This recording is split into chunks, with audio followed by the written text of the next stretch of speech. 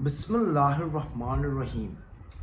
किसी भी सिस्टम को कामयाब होने के लिए उस सिस्टम का प्रैक्टिकल होना बहुत ज़रूरी है। यानी हम उस सिस्टम को अपनी डे टू डे लाइफ में एप्लीकेशन और अमल में ला सके। कुछ साल पहले एक न्यूज़पेपर रिपोर्ट आई थी। हमारे देश में हर दिन 400 लोग रोड एक्सीडेंट्स में मरते हैं। इसका एक बड़ा रीज़न है कि हमारे रास्तों में बहुत पॉट होल्स, बहुत गड्ढे हैं। तो इसके लिए हमारी गवर्नमेंट ने विदेश से करोड़ों रुपए के आधुनिक मशीन खरीदे थे, जिनका काम था इन पॉट होल्स को भरना। अब पैसा लग गया, मशीन्स आ गए, लेकिन उन पॉट होल्स का हाल वैसा ही था। तो जब पूछा गया कि ये गड्ढे भर क्यों नहीं रहे, तो जवाब ये आया कि ये मशीन्स है तो अच्छे, लेकिन ये प्रैक्टिकल नहीं है। यानी जिस तरह के हमारे रास्ते बने हुए हैं, ये मशीन्स उन पे काम नहीं कर सकते हैं। तो जितने अच्छे वो मशीन्स हैं, लेकिन वो कुछ काम के नहीं थे, क्योंकि हम उन्हें एक्शन में या प्रैक्टिकलिटी में ला नहीं सकते। स्वामी विवेकानंदा ने एक बहुत पावरफुल लेक्चर दिया था, जिसका टाइटल था प्रैक्टिकल वेदांता। अगर आप गूगल पे जाएंगे तो आपको इसका टेक्स्ट मिल जाएगा। उस लेक्चर में वो कहते थे कि किसी भी रिलीजन, तुम्हारे रिलीजन को कामयाब होने के लिए ज़रूरी है उसका प्रैक्टिकल होना। यानी सबसे पहले वो ऐसा रिलीजन होना चाहिए जो सबको अप्लाई करे, वो सबको लेके चले। सिर्फ एक्सक्लूसिवली कुछ लोगों का धर्म नहीं होना चाहिए। और सेकेंडली और इम्पॉर्टेंटली, वो रिलीजन की टीचिंग्स ऐसी होनी चाहिए जो आप अपनी लाइफ के हर हिस्से में अप्लाई कर सके। दीन इस्लाम, रिलीजन ऑफ इस्लाम की एक बेहतरीन सिफत यही है। और इसीलिए अपने एक दूसरे लेक्चर में स्वामी विवेकानंदा ने कहा था कि अगर हमें वेदांता की जो 5000 इयर्स पुराने प्रिंसिपल्स हैं, उन्हें आज की लाइफ में अगर अप्लाई करना है, तो हमें प्रैक्टिकल इस्लाम की ज़रूरत है। यानी एक तरफ वेदांता के प्रिंसिपल्स और एक तरफ इस्लाम की प्रैक्टिकलिटी। तो इस्लाम की ये ब्यूटी है कि इस्लाम ऐसा दीन है जिसकी टीचिंग्स हमारी लाइफ की हर एरिया को इनकम्पास करती है। तो आप इस्लाम को पूछिए जंग कैसी लड़नी चाहिए, जिहाद कैसा करना चाहिए, तो इस्लाम प्रैक्टिकल स्टेप्स देगा। अगर आप इस्लाम को पूछोगे कि आप अपने लीगल स्पाउस के साथ, पार्टनर के साथ किस तरह इंटीमेट होना चाहिए, यहाँ भी इस्लाम प्रैक्टिकल स्टेप्स देगा, जिससे आप दोनों सक्सेस और प्लेजर तक पहुंच सकते हो। सेल्फ डेवलपमेंट हम सबका गोल है, लेकिन असल self development holistic self development है।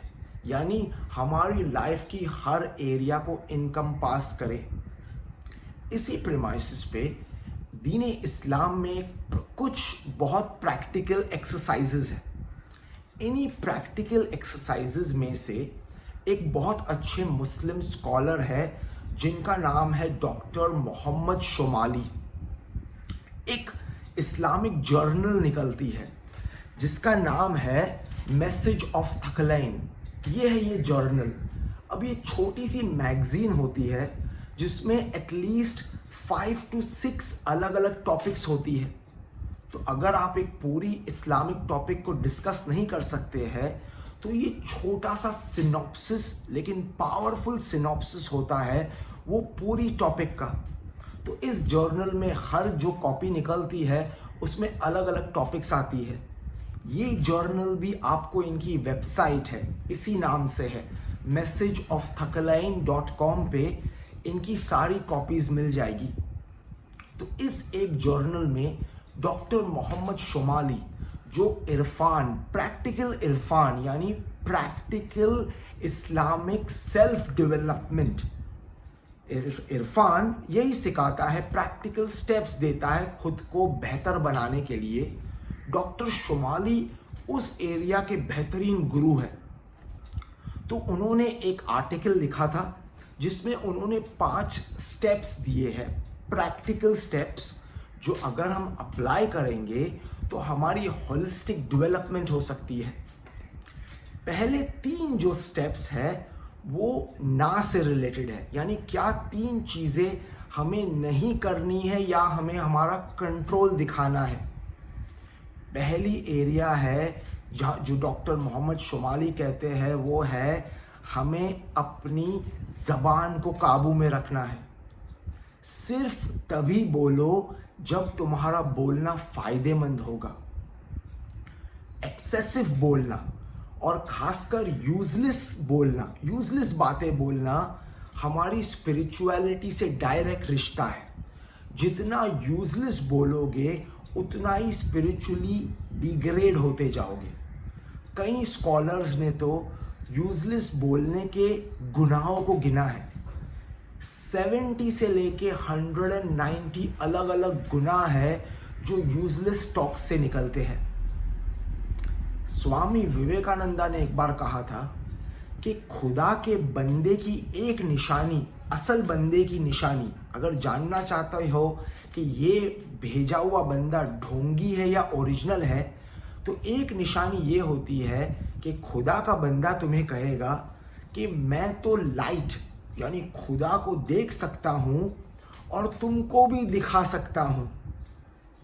नबी मोहम्मद सल्लल्लाहु अलैहि वसल्लम खुदा के आखिरी बंदे, उन्होंने एक हदीस में कहा कि अगर सिर्फ तुम अपनी जबान को काबू में रखोगे, यानी यूजलेस टॉक, हार्मफुल टॉक से दूर रखोगे, तो तुम वो देख पाओगे जो मैं देख पाता हूं, वो सुन पाओगे जो मैं सुन पाता हूं। तो पहली प्रैक्टिकल एक्सरसाइज है, यूजलेस टॉक को अवॉइड करो। इसके लिए एक छोटा सा फॉर्मूला है जो आयतुल्ला ममकानी, इन्होंने अपनी वसीयत में हमें दिया है। उन्होंने कहा, बेटा पहले तोलो फिर बोलो। तो हम कुछ भी जब बोलने वाले हैं, पहले हम हमारे मेंटल तराजू में उसे वे कर ले।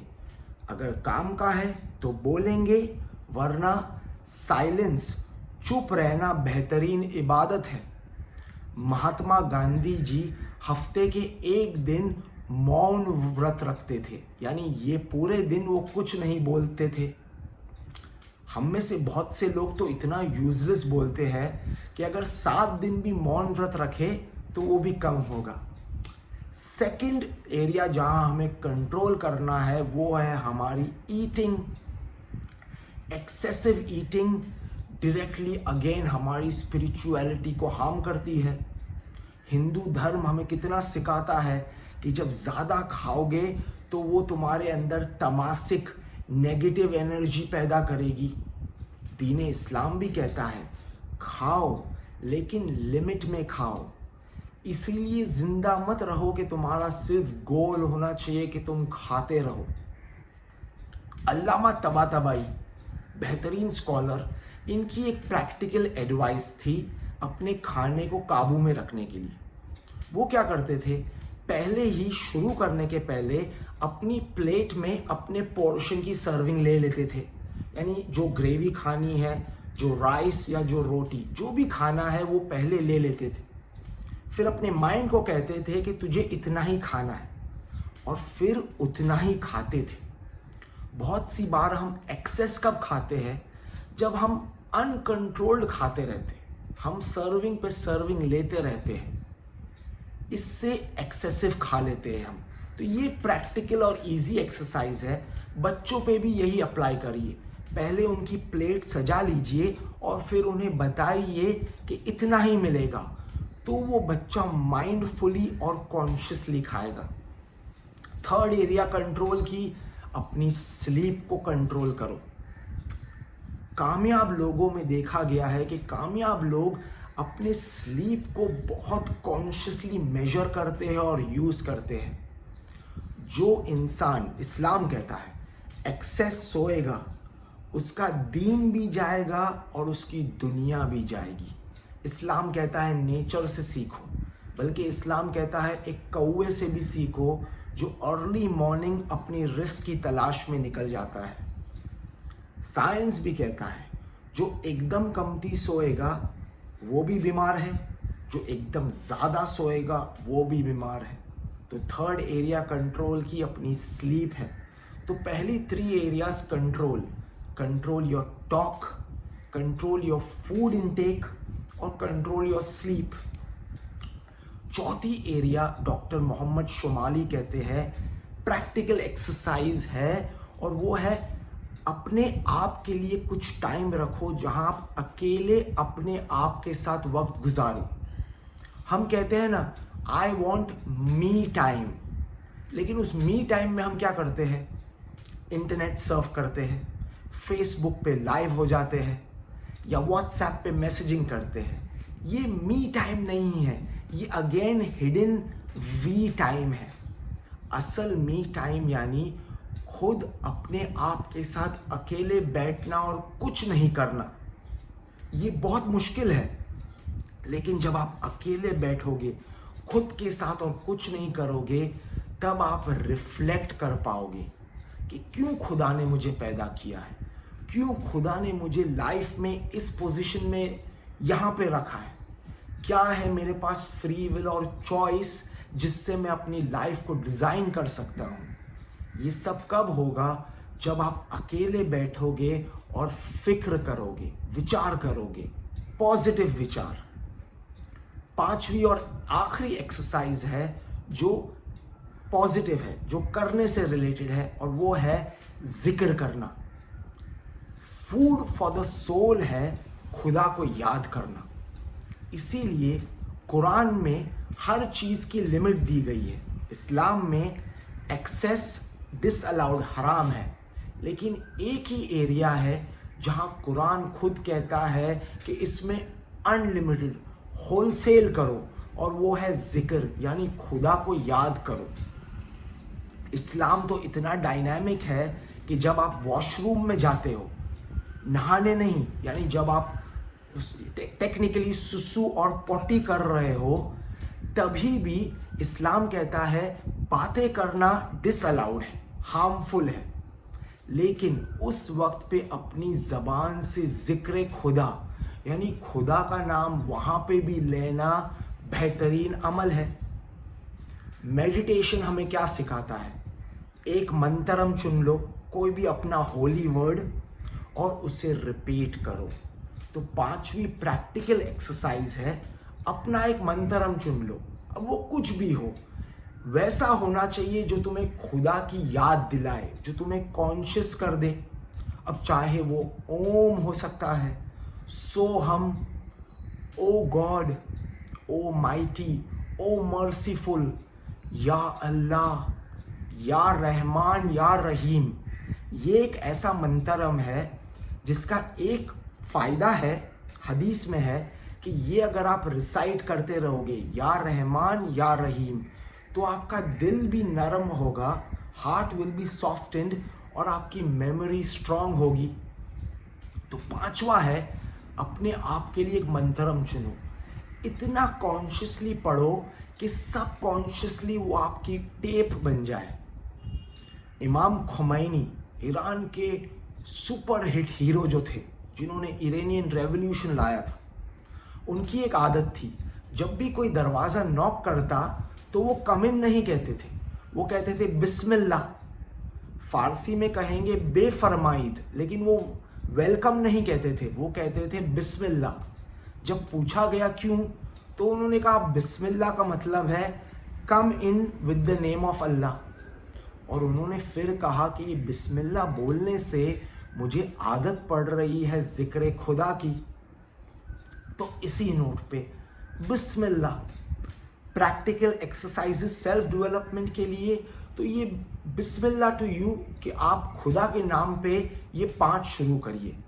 सबसे पहले तोलो फिर बोलो।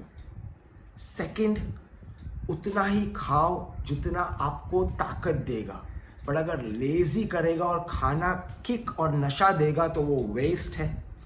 थर्ड, अपनी स्लीप को मेजर करो, कामयाब होने का ये बेहतरीन तरीका है। फोर्थ, मी टाइम, अकेले रहो, बल्कि बच्चों को भी ना हमेशा एक्टिविटीज मत दो, ऑलवेज उनको ये कर वो कर मत दो। कभी कभी उन्हें कहो pause, sit and do nothing, बल्कि हाथ से भी अगर वो फिजिट करे तो उन्हें रोक दो। अपने आप ऑटो मोड में वो फिक्र करेंगे। और आखिरी है, जिक्र खुदा करो। एक हिंदू आलिम कहते थे, लब पे प्रभु का नाम और हाथ से प्रभु के काम। तो शुक्रिया और खुदा हाफिज।